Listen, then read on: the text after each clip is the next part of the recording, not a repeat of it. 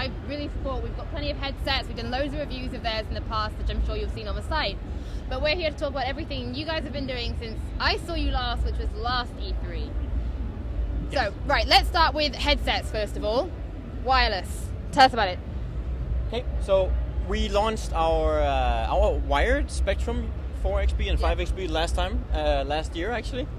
Then they did really well for us, like really well. Apparently there's a lot of people with consoles, like who knew? So now we have our wireless version. The 7XP, it has like the same, I almost call them signature features.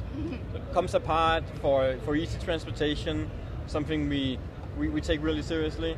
It's very doable, very flexible. Like we can do a lot of punishments. We figured that a headset for a console will be lying on couches, will be touching more asses than most of our normal headsets will. Yeah. Pull-out microphone, again, like really flexible. You can do a lot of punishment to this. And then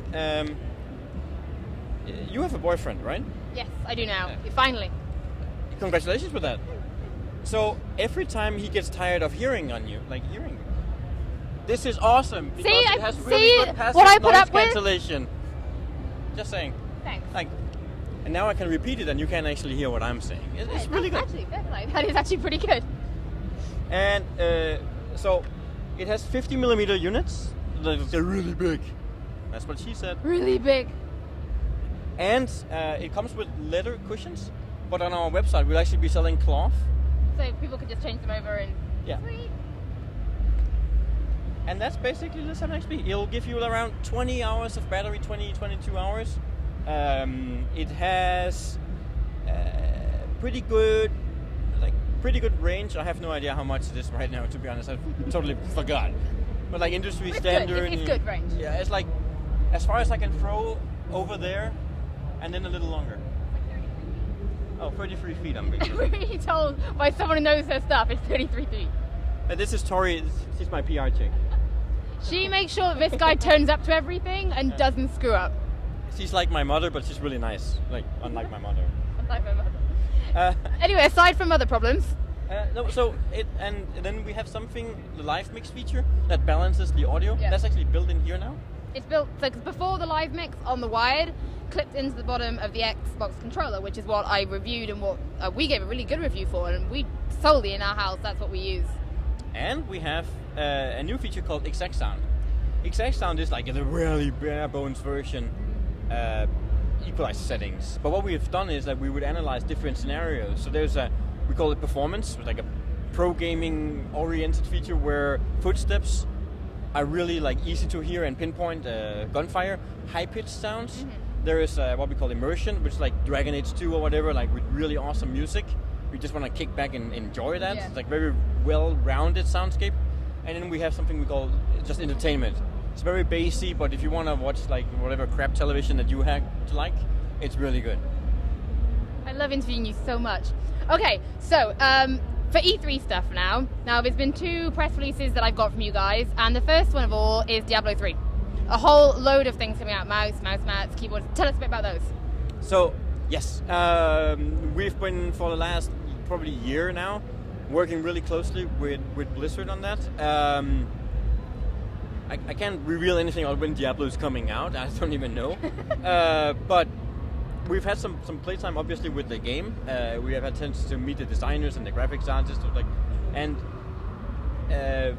Diablo, not surprising to anyone who's like played number 1 and number 2, yeah. But it's this really, really simple game. Yeah. Or I would say there's a difference between simplicity and complexity, and it's really simple to get into.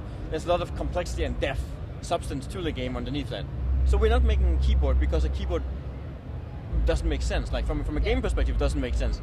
But we have a mouse that is built around performance and is built around speed and accessibility, basically. Blizzard has this awesome philosophy about releasing their games on Macintosh and PC at the same time. So we're going to be doing the same thing. Come with a unified driver for that. Works for both the headset and for the mouse. We've worked with Blizzard like very closely to make the software feel like the game. Yeah. It will look like the game. Same thing with the mouse. You can't really see it here. This is a prototype model. Oh yeah. But in the final version, we actually have like real knotwork from the game, like around it. Look at the wheel. It's the 160 mouse wheel. That's so cool. That is awesome. And yeah, obviously, like we're sticking to like a really black and red theme for everything. And if my dear friends at UPS, hi UPS, we don't like you, hadn't screwed up on our headset, we would also have that right now, and it would be like awesome. But now, is the headset one of the Siberia models? It is. It's a Siberia V2, but heavily modified. We have built a lot of new stuff on the side. There's like extrusions, and there's a new way of like basically the gitter we have there. It doesn't feel like a Siberia V2, to be honest. That's what I use. Now, everything I do on PC, the podcast, everything is always recorded with Siberia V2s, which I swear by.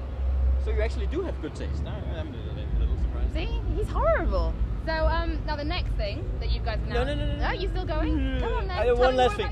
Just one last thing. Like, because I'm really proud of this. Okay. So, name one thing that you do with your computer. Game anything that is more click intensive than Diablo. The only one I can even come close to be Civilization. It's the only one I can come close with. What? So, a normal mouse will give you like 1 to 3 million clicks for the switches. What we've done with this is that we have found like a Japanese component supplier, and the switches in the mouse, every one of them will give you 10 million clicks. Bloody hell. No, but think about it, like it needs to like, and so we're actually gonna have like a special warranty on those switches, and in the driver software we will have a counter for all the switches, so you can actually see how many times you've clicked. That is amazingly nerdy and amazingly awesome. Together with like this double braided nylon cord, I'm gonna go out on a limb and say that this is the most doable mouse mankind has ever built.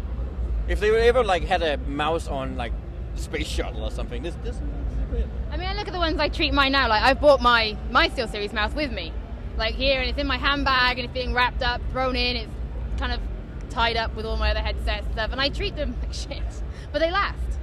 We build our products so female gamers can also use them. See what I put up with. Right, can we move on? Are we allowed to move on now, or am I going to get told off again?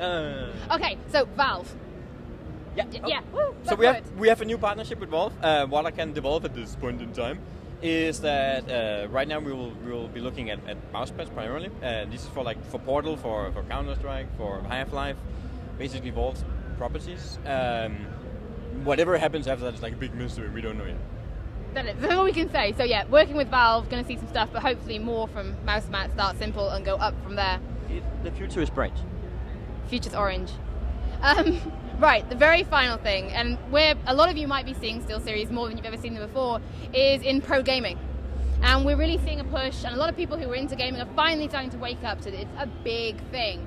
And you guys do a lot of sponsorship. Can you give us a little bit more about what you've done and who you sponsor, and go from there? Sure. But so as a company, we come from professional gaming. Like I used to be like one of those guys.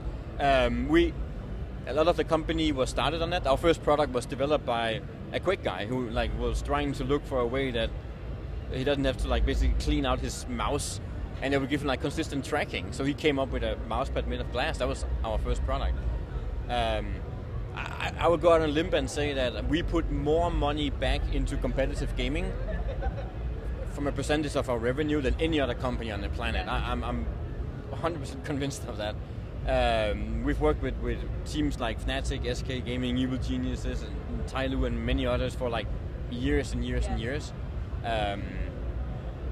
One of the your dearest colleagues from like the print worlds, they don't really like us all that much often because we don't spend a lot of money on advertising. Well, instead, we've been supporting people who wants to play and make a living playing games, and we've been doing that for over 10 years now.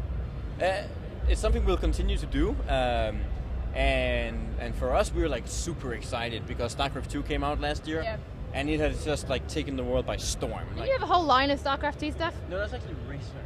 Was it Razer? Fuck Razer. They didn't want to. They They want to see me. They didn't reply to my email, so they're not getting an interview. It's a really nice, very shiny line. I know you were really excited for it. No, as a game, I think it's absolutely amazing. Well, there you go, guys. Destructoid, you can keep watching the front page. We'll have loads more from E3, and I'm sure you'll be seeing a few more things from SteelSeries floating around on the front page as well.